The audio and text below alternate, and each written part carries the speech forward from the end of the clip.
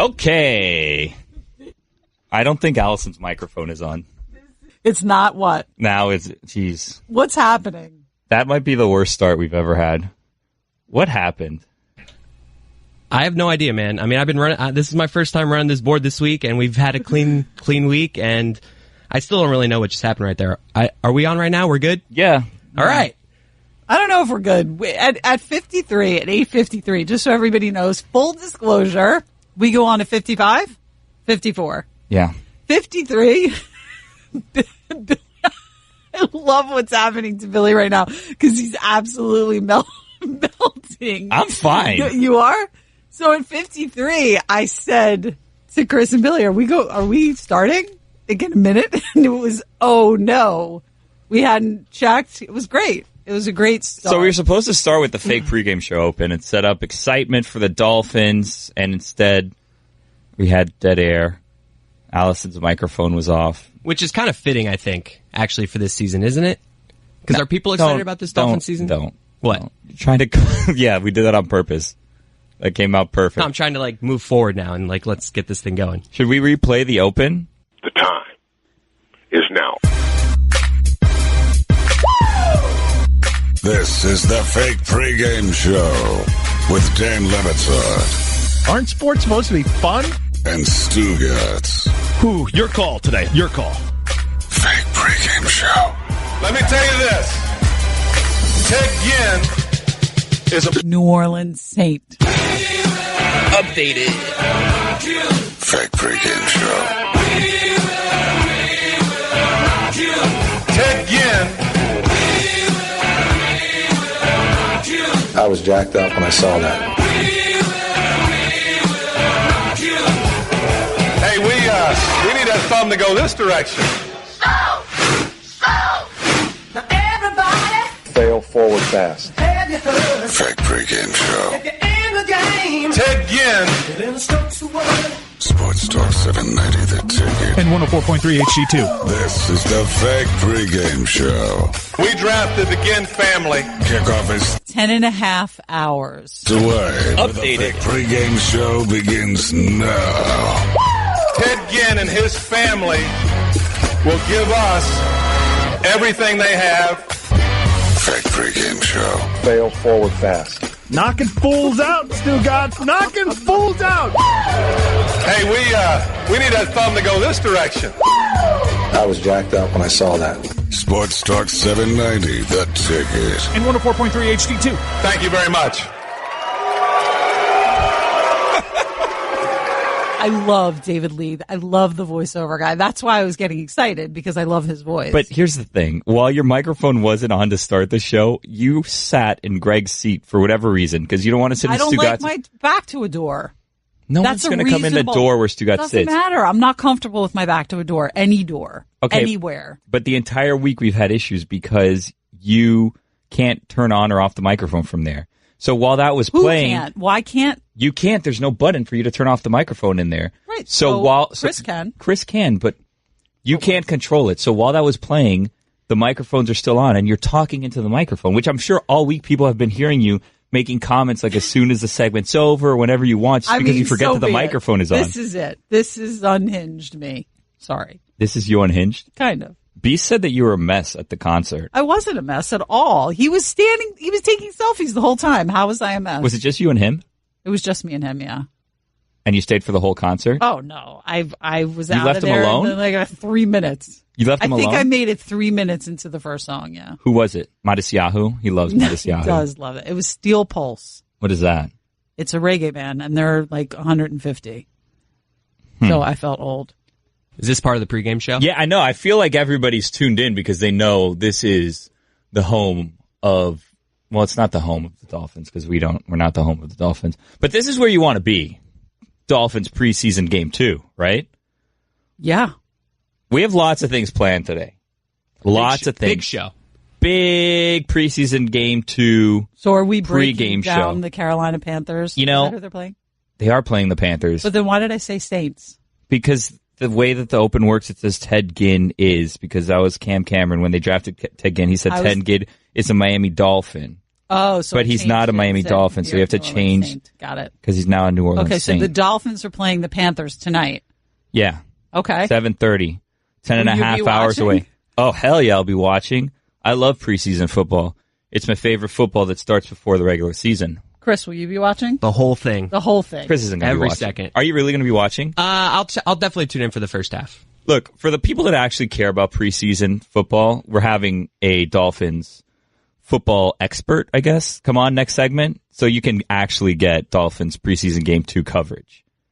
Like, not that you're not getting it right now, because, by the way, I forgot to tell everybody, we actually have 2 guests today to talk about the Dolphins. Next segment, we're going to have Alfredo Arteaga, 3 yards per carry. Why are you doing Because I'm that with excited. the This is me. table? I'm rubbing the table because I'm super excited. We have a Dolphins guest next segment to break down or preview preseason game 2. But in this segment, we have a guest as well. Who's that? We have an ACL injury expert to tell us what should we expect from Tannehill. Because he tore his ACL, right? He hurt his ACL, sprained it. And Raekwon McMillan, Wow. linebacker coming off a year-long injury. Never have I been this excited for ACL injuries. Who's the expert? The expert that we have on ACL injuries is none other than Allyson Turner. Welcome her. Allyson Josephine. When did I become an expert? Didn't you tear your ACL and have ACL surgery? I did. Expert. Expert. All right, hold on. Let's take this call. Hello, you're on the air.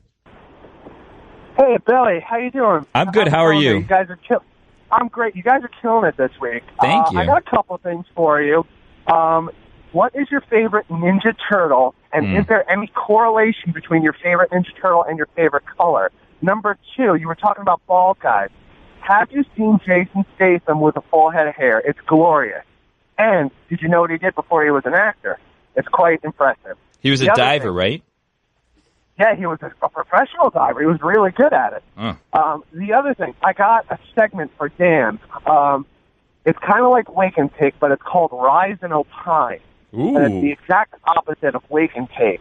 You get to talk about race issues. You get to talk about the economy, politics. Those wonderful. Stugotz will fit right in. What's your name? Allyson, can you even... Oh, it's Vince. Vince. Allyson, can you even today? I can't. You can? That's awesome. Allyson, you're my favorite on the show, by What the are way. you looking Jeremiah, at? I I'm like looking- you Google too, Images. But, I mean, Allyson. I'm looking up. Billy's asking me what I'm looking. I'm looking at Jason Statham with hair. Vince, I love that call, Amazing. but it's the fake Dolphins pregame show right now, so we can only talk hardball. No, hardball's baseball. Oh, okay. Pigskin. Okay, then I got one more. I got a Dolphins question. For Okay. You, okay. If an elephant were to wear a clown nose, would it be the size of a bowling ball on the tip of his nose, or would it be the size of a yoga ball and run the length of his trunk? Thanks, guys. I'll listen out there. Have a great one. Thanks, you too, Vince. I didn't understand the latter part of those questions. I don't know what a yoga ball is, but a bowl. I'm assuming that if he's saying if an elephant wore a clown nose, would it be the size of a bowling ball? I think is what he was asking, because an elephant, elephants are bigger than humans. So like a clown nose is smaller on a human, but proportionally, like the size. I mean, he lost me a long time ago with a nose on an elephant. A clown nose. You know what a clown nose is? I It's want to like go the back nose to that you his put on. first question. Do you know what a clown nose is? Yeah. It's the nose a clown wears. Okay. But elephants are larger than human beings. So proportionally, while the size of a clown nose is small, if it was on the elephant, would it be the size of a bowling ball? But where would it be on the elephant? The On elephant the has nose. trunk. On the trunk. So at the end of the trunk? I don't think the Or at the location top of it? matters. I think it does matter. To the size? Well, what is he saying? Is it going where? I think he's just asking if it's the size of a bowling ball. Elephants are larger than humans. Are they? You seem confused by This is a shocking revelation. All right, my favorite Ninja Turtle is Michelangelo. Obviously, he's the cool one, and I don't know that has anything to do with my favorite color. I don't know what my favorite color is. Mine's Raphael, Really? if you're asking. Why? Because He was such a grump. I think people would think that I would like him. I'm a Raphael, but I like to think of myself as a Michelangelo. 786-456-4837 if you have a Dolphins question or if you want to talk about your favorite Ninja Turtle. I've never seen the Ninja Turtles and have no idea what you guys are talking Even the movie? about. No. I didn't even know that there were different characters and had names. What do you mean? Like I didn't know that there was like, Alfred was one and like Alfred? There's no Alfred. I got you, Allison. Crazy. Michelangelo was orange. Leonardo was blue. Raphael was red, and Donatello was purple. Why are you looking that up? You're reading And that. You what don't are know the that? characteristics? I knew that. They're named I knew after that. artists. You know that? Well, now it makes sense. Okay, so what are the characteristics of them? Is Michelangelo's like the fun-loving, cool one. I think one, and that... that's you? No, that's the one I want to be. Okay. Raphael's the grouchy one that doesn't really have any And fun. that's the one you like? I honestly didn't remember their personalities. Oh my I just God, picked what am I one. doing here? What has this been? What's happening? I mean, it's so bad. We didn't even get to our ACL expert, Allyson. Yeah. So what should we expect? To hear about an ACL injury? No, what have they gone through? What has the rehab been like? What should we expect in terms of one of them had a performance? sprain. That doesn't make sense. Did he tear it or did? What was your ACL injury experience? I was in Colorado. I was a freshman in college. By the way, guys, later I think we're going to do Exploring Allyson, segment 3. So stick around. Next segment, Dolphins expert. Following. So maybe we'll share I think. it then. No. This is Dolphins. I was skiing. Pregame It was show. my first run. I was skiing. I was visiting my brother at the University of Colorado in Boulder, and I tore my ACL skiing. Wow. And my bindings didn't release. Like one part, the ski went in there and like went this way into the snow, and it was stuck. Yeah, it was bad. It was painful. And how long was the recovery? Well, this was a long time ago, and not as advanced as it is now. But it was full reconstruction, and it was about like to get full motion, whatever it's called, was about 6 months. To get a full range After of motion? surgery, blah, blah, blah, yeah. So, in your experience with an injured ACL, Well, it's usually 6 to 9 months for professional athletes. so with So your what? experience and your But expertise you said he had in a ACL, sprain. You didn't say he had a tear. What? with your experience in ACL injury and recovery time, Yes. are the Dolphins going to make the playoffs? No. All right, we'll be back with more Dolphins coverage after this. Support for the Dan Levitar Show podcast comes from our friends at Rocket Mortgage by Quicken Loans. Let's talk about buying a home for a minute. Because of rising interest rates, there's a lot of unpredictability when it comes to buying a home these days. It's causing a lot of anxiety and stress for a lot of people. Well, our friends at Quicken Loans are doing something about that. They're calling it the power buying process. Here's how it works. Quicken Loans will verify your income, your assets, and credit in less than 24 hours to give you a verified approval. That gives you the strength of a cash buyer. Then once you're verified, you qualify for their all-new exclusive Rate Shield approval. This is very cool here. First, they'll lock your rate up for 90 days while you shop. Now, here's the best part. If rates go up, your rates stay the same. But if rates go down, your rate also drops. Either way, you win. It's the kind of thinking you'd expect from America's largest mortgage lender. To get started, simple. Go to rocketmortgage.com/Stugotz. Rate Shield approval. Only valid on certain 30-year purchase transactions. Additional conditions or exclusions may apply based on Quicken Loans data in comparison to public data records. Equal housing lender. Licensed in all 50 states. NMLSconsumeraccess.org number 3030. The time is now. This is the fake pregame show with Dan Levitar Aren't sports supposed to be fun? and Stugotz. Whew, your call today. Your call. Fake pregame show. Let me tell you this. Ted Ginn is a New Orleans Saint. Fake pregame show. Ted Ginn. I was jacked up when I saw that. Hey, we need that thumb to go this direction. Now everybody, Fail forward fast. have you heard? Fake pregame show. If you're in the game, Ted Ginn. then the strokes the word. Sports Talk 790 The Ticket. And 104.3 HD2. This is the fake pregame show. We drafted the Ginn family. Kickoff is 10.5 hours. away, but the fake pregame show begins now. Ted Ginn and his family will give us everything they have. Fake pregame show. Fail forward fast. Knocking fools out, Stugotz. Knocking fools out. Hey, we need that thumb to go this direction. I was jacked up when I saw that. Sports Talk 790 The Ticket. And 104.3 HD2. Thank you very much.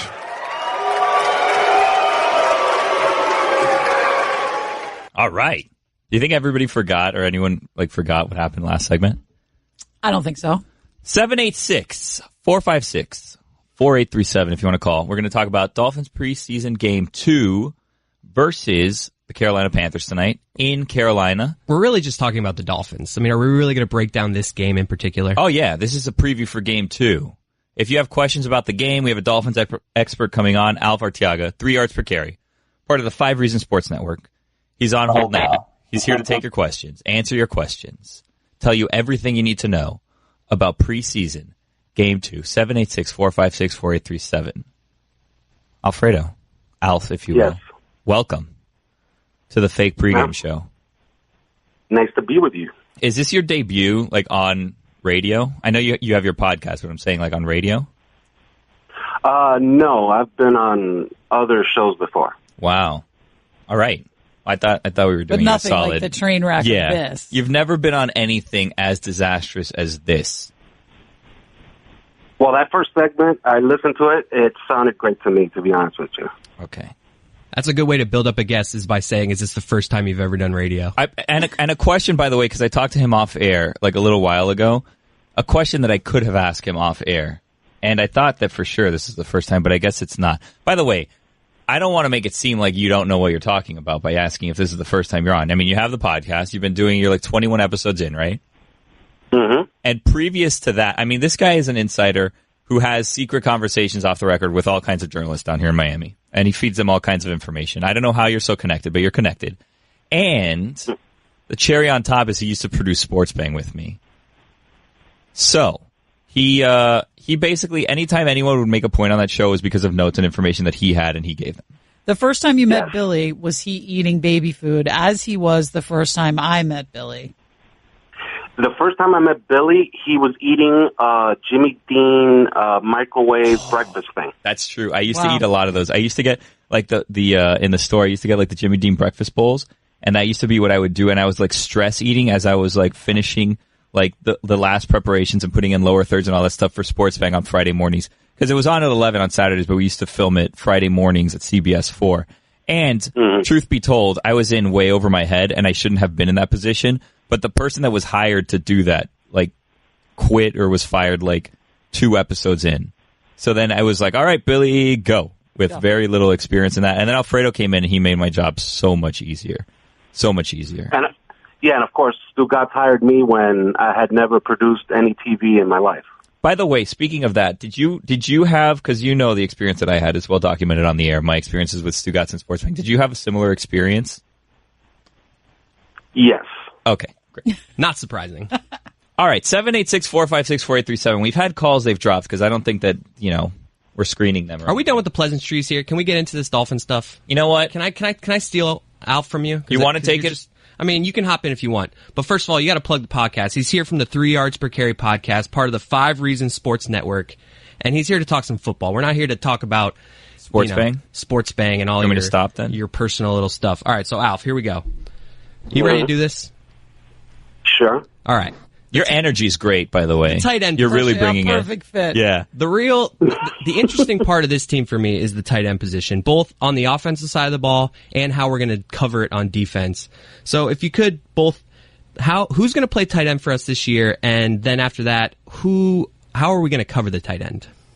In 11 personnel, it will be Mike Gesicki full-time, and in 12 personnel, it will be Marquise Gray and Mike Gesicki. Whoa, what does that mean? What are you talking about? Tight end? What are we talking about there? Can you break that down a little more? Okay, 11 personnel is very simple. When you hear these guys on TV say 11 personnel or 12 personnel, the first number is the number of running backs. The second number is the number of tight ends.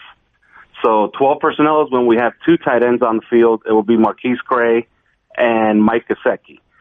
When we have 1 tight end on the field, it will be Mike Gesicki. And then what about on defense? Because that's the more interesting part to me. As far as covering tight ends, they've already made the move to move Bobby McCain out to the boundary, so that means that Minkah Fitzpatrick is going to be in the slot. And since they're playing a lot of 3 safety sets right now, Minkah Fitzpatrick would almost surely be guarding the other team's tight end. All right, and you mentioned Minkah Fitzpatrick. I was listening to your guys' podcast, 3 yards per carry, the latest one, and you guys were talking how Minkah is like a first guy in, last guy to leave type of guy. And I don't know like really what the value of that is, but it sounds impressive. So of the rookies that we have here, I would say he's probably the one we're most excited about. What other rookies are we excited about? Well, of course, Mike Gesicki. If you watch him in practice, if you watch all the videos that MiamiDolphins.com produces, he's the one who has the best chance at having a bunch of, top 10 Sports Center plays. He's 6'6", 250, can run, can jump. He's exciting. The rest of the guys just serve a purpose as far as the starting lineup on defense, like Jerome Baker and Durham Smith. 786-456-4837 if you have Dolphins questions. People keep calling and hanging up. We're going to get to them. Alf, let me ask you a question. What did you think of, because there was a lot of news of Tannehill and what happened with him with Kalen Ballage. What did you make of that whole situation? Well, I was there, and then I was told that it happened, but I didn't see it. It's odd for him because he's never done that before. But, if Kalen Ballage is blowing a pass coverage, pass protection, and he could get Ryan Tannehill killed, it pretty much ends the entire season. So yeah, kicking him out of the huddle, yeah, that's fine. But do you agree with Ryan Clark? Because Ryan Clark was saying that he doesn't think that Tannehill, he said he'd be okay with someone like Brady doing it, but he doesn't think that Tannehill has done anything to earn that at this point. Well, Ryan Clark's one of these wins guy. We have rings guys in NBA. In the NFL, we have these guys that only attribute clout and what you're allowed to do to the guys that win a lot. So yeah, I don't pay much attention to it. Do you think that this is a big would you agree, because I've seen headlines that people are saying this is a make or break year for Tannehill because he hasn't played really in a year and a half, right? And he's coming back. There's high expectations for him. They're building the team around him. But would you agree that this is a make or break year for him? Yeah, well, we keep making fun of it every year that every single year is a make or break year. But this is, I promise you, this is a make or break year. Alf's gone. We got to get him back. That's good. This is great. I'm sorry. That was great. This is going perfect. Here, you have a question for Alf, but you have no Alf. I mean, yeah. Alf, are you there? Yes, of course the line went back. It's just, it's perfect for this show and how this has been going so far. All right, so the offensive line. We were out at Dolphins camp a couple weeks ago, and a Dolphins guy told me that this is the most sure they've felt about an offensive line in a long time in terms of all 5 guys, they know who the starters are. First question, have you ever seen a wider human being than Josh Sitton? And number 2, what are the strengths and weaknesses of this offensive line, and what should we expect from them? Well, Josh Sitton, yeah, absolutely, with the long hair and the big gut and the skinny legs. Yeah, but he's considered one of the best guards in the history of pro football, according to Pro Football Focus. He's the highest rated guard in the history of Pro Football Focus. And last year he was ranked 16th out of 79 in pressure rate. So if you look at the offensive line, the way they've built it around Tannehill, it's almost exclusively a really, really, really good pass protection offensive line. And even the guys that they've gotten to supplement the offensive line, like Kenyon Drake was a really good pass blocker last year. The guy they drafted, Kalen Ballage, was great as a pass blocker in the Pac-12. And, in the tight ends. So they've built that offensive line to keep Tannehill clean. And if you watch the first game and they asked Adam Gase about it, Adam Gase said that Tannehill could have peeled an orange back there. So he has no excuses this year. Would you say, and it's hard to answer this, but would you say you're more surprised by the offensive line so far or concerned about the defensive line? I'm concerned about the defensive line. All right, I was hoping it'd be a little more than that. Oh, you wanted me to elaborate on that? Yeah, Okay. 786-456-4837 if you have any questions for him. Yeah, if you watch the last game, yeah, the defensive tackles look terrible. And Robert Quinn got no pressure, and, Camwick didn't play, but, still, Robert Quinn, didn't. Against a depleted Tampa Bay offensive line, Robert Quinn got 0 pressure, and they are counting on him this year. What does our quarterback position look like outside of Ryan Tannehill? the way I thought I've seen it is David Fales is expected to be the backup. Is Brock Osweiler going to make this team? What's going on with the backups? I think they hoped that Osweiler would look really, really, really good in preseason and that they could trade him for a 6th or 7th round pick. That's not going to happen. If you've watched him play, he looks terrible. And he will look terrible tonight again. So I think Fales is the backup, and since they want to keep so many tight ends and they want to keep 4 running backs, they're just going to go with 2 quarterbacks. And if Tannehill gets hurt, then the season's over, and that's it. You had a quote in your podcast that you said someone told you in the building, we have 5, we don't have 6. Is that something that we should be concerned about when it comes to DBs? Yeah, because this isn't Madden. You can't turn injuries off, and you know somebody's going to get hurt. So as far as the defensive backs, like if you ask me right now, I love the 5 that we have. You know, I love the 3 safeties. I like Bobby McCann, and I love Xavier and Howard. One of those guys gets injured, and we're not looking so good. And then it could just spiral, because then you could take a second injury, and then it's just an absolute disaster. All right, so after we've lost all the big names that we did this offseason, Ndamukong Suh, Mike Pouncey, Jarvis Landry, who should fans be looking at as guys that will fill those roles? Like, at the end of the season, who will be like the star players on this team? Well, the obvious answer is Kenyon Drake. If you watched him play the last 5 games of the year last year, he's exciting. He can catch the ball. He's really good in pass protection. He breaks off big runs. He's fast. He's one who has the best chance at becoming a star, like an actual star, a guy that they play his highlights on ESPN. The other guys are guys like Xavier and Howard, who quietly are going to do their job. They're going to be really, really, really good, but you're not going to notice them. So I would say Kenyon Drake. The guy that I've enjoyed watching when I went to practice was Albert Wilson, and I want to know what you think of my nickname for him. I'm calling him Fast Albert. Fast Albert. Really original. All right. How do you think this has gone, Alf? It's gone better than I expected. Really? Yeah. Allison, last question for you before we go. I don't have any questions. I have no questions. I'm sorry. I'm tapped out. I can't wait for this game, though. I'm so excited. Who are they playing? They're playing the Panthers. When?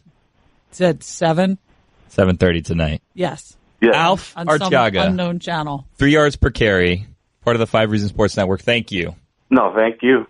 We'll continue with our Dolphins. We're going to explore Allyson next, I think. To give batters a different look, pitchers throw a changeup. Your idea of a different look is sunglasses. That's true. But La Quinta Inns and Suites is really taking the different look thing to a new level. Definitely a major league makeover, starting with a bolder, brighter lobby full of comfortable spaces to let you settle in. Or chill out in front of a big, flat screen like Wingo would. Oh, you know it. It's a changing La Quinta look to help you get in the zone and look sharp when you hit that big meeting. Prepare to win at business with La Quinta Inns and Suites. Book now at LQ.com. Don Le Batard. You okay, John? Yeah, that's a good question. I was going to ask that. Yeah. Is everything okay? Oh, cough. No, I have allergies, so it makes me cough. Okay, no problem. Stugotz. You okay? Yeah, are you okay? Yeah. You okay? Yeah, I'm all right. How about you? I'm fine. Thanks for your concern. Thanks for yours. I've never had anyone I've never met this concerned over me and my health, so I appreciate it. Okay, man. I'm a big fan, man. I'm concerned about you. It's funny, John. No, I'm not okay. Finally. You don't care how I'm doing anyway. What the hell are you asking me for? You don't really care. It's so true. You don't even know me. This is the Dan Le Batard Show with the Stugotz on the ticket. How are you? I'm good. How are you? I'm okay. Bristol is popping today. It is? There's like a lot going on. It's like a media day. There's all sorts of tours. All kinds of people are here. Roy's here. Hey, guys. Hey. Ooh, Pretty wild. Dominique is here, too. It's How are a you, party. Fox? It's a party. I got a question. Isn't every day in Bristol a media day? It's a media company, so technically, yes. Want. Come on. You know what I mean? They're doing actually. upfronts or whatever. There's like all sorts of stuff going on here. I didn't know this until I got here. And now I'm like swamped. There's tours. It's great. I feel special. How are you, Fox? I'm good, man. Do they walk? So the one time I've been up there when there's tours and I was on the radio, they walk people up to the glass and point in at you. Have you had that experience yet? Yes. It happened literally 5 minutes ago, and it was very awkward. It felt like, in D.C. when you go to the orangutan setup, Oh, that's not a good reference. That's what I felt like. Well, I guess I should be used to it. As a football player, there's a lot of people walking over and pointing while you're in the middle of doing your job. But it's I don't know, it's pretty awkward. And it's also because you're like, I can't speak for you, but I'm not like a big major Sports Center star. So you also imagine them saying like, oh, who's that? Right. And then I just feel stupid. Right. So little behind the scenes here. I walked into the studio 30 seconds ago, and Roy was like, "Hey, you want to get on a local hour?" I was like, "Oh, okay." So we're going to talk. What did you do last night, Fox? There was football last night. I watched the football game last night, Dominique. A whole one? I mean, I paid attention for like 3 series. Yeah, I did not watch a football game last night. I went to dinner, which is what I normally do. Where'd you go? Some new seafood restaurant down in Georgetown. Does it have a name? It does, but I mean, I don't know. I didn't really pay attention, and I'm not giving them no pub. They covered my meal. I'll shout them out. Really? On these Miami airwaves. Really? Georgetown, that's fancy, yo. I don't normally do the local hour to go for real. So, Fox, tell me how the local hour normally goes. Please. I feel like we've already hijacked the local hour. People are in local Miami want to hear from the shipping container and hear about Miami things. Instead, we're talking about Bristol and D.C. So you've both like hijacked the local hour. You know what? I have an idea. In that case, I have an idea. Ask me something about Miami, and I'll tell you what I think as a non-Miamian, so I can make as many enemies as possible before the national show starts. How about that? Sports fans. Sports fans in Miami. I have a question. This has nothing to do with Miami. Okay. Why is it that on maps, the U.S. is always on the left side of the map? Because the world is a sphere, right? So why is it that it's always represented that way? Do they just not want the Pacific Ocean like in the middle, like making a lot of, wasting a lot of space? Because North America is in the Western Hemisphere. No, but that's the thing, is that if it's round, it could be on the east. You know what I mean? You could just cut it in half and you could represent it whichever way you want. I understand. I think Roy's analysis makes the most sense because the Western Hemisphere doesn't move. Someone decided that at any point. Who made that decision? That. Would you really like me to tell you guys why maps look the way they look? Do you know, or are you just going to make this up? I know. They're called projections, and the projection we see most often on maps is known as the Mercator projection. The projection is problematic because it sizes nations in Western Europe and the United States of America as larger. It's why people don't understand how actually vast Africa is because a projection is really just you scaling something to the size that you think you want to represent it as. There are plenty of maps that are not the same projection, and you get the real size of actual continents. But that Nat Geo map that you see, that's called the Mercator projection. So can we make our own projection? I'm fine with that. I would love to have my own projection. What should we call it? The Yates projection? I'll go with the Fox Source projection. No, because I'm not sure. I'm doing some Googling to make sure that you didn't pull all this out of a dark place. You really think I would just make that up, Fox? That would be impressive. I might be more impressed if you were just able to make all that up off the top of your head than if you just had that knowledge. Because that would have been tough to pull out. For years, my father in his office had a different projection of the world map. And the way it looks, if you're used to seeing the Mercator projection, it looks sort of stretched, like everything is longer at the bottom and it's kind of crammed at the top. Because people don't realize how actually vast Africa and Asia really are, because they're typically just shown as these, they're big enough, but, they look like they're the size of Western Europe. Nah, fam. Much, much bigger.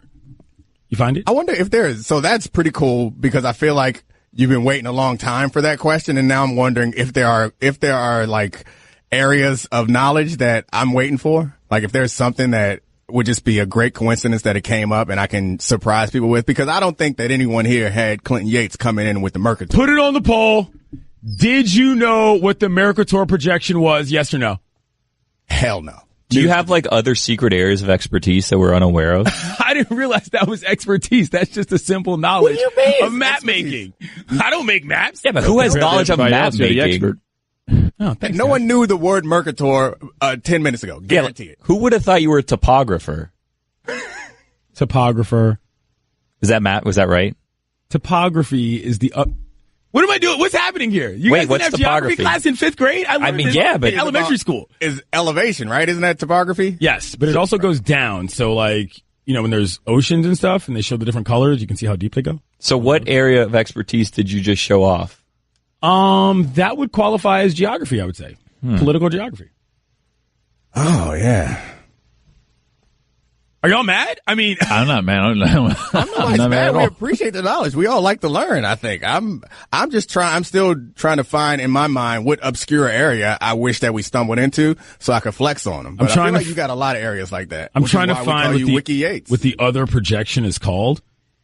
And it is, it's something different, but it looks different. Yeah, the Mercator projection. I presume you guys Googled this and see that I'm right. Like, I'm not making this up. No. Yeah. We know you're right. I've already Googled it because I wanted to find out if you were either had immense knowledge about map making or you were a phenomenal liar who just came up with that. Either way, I was impressed. Next question. I mean, I'm still shocked that you knew so much about maps. Well, hold on. The original question was sports fans, so maybe you want to answer Chris's question there. About Miami sports fans? Yeah. Miami sports fans, I would say better things to do. That's what I would say. I think it's completely fair that Miami sports fans don't show up to games. It's nice weather. It's a beautiful town. Great food. Eccentric people. Why would you be going to watch rando AAA teams known as the Marlins being guys all over the shop? Why would you do that?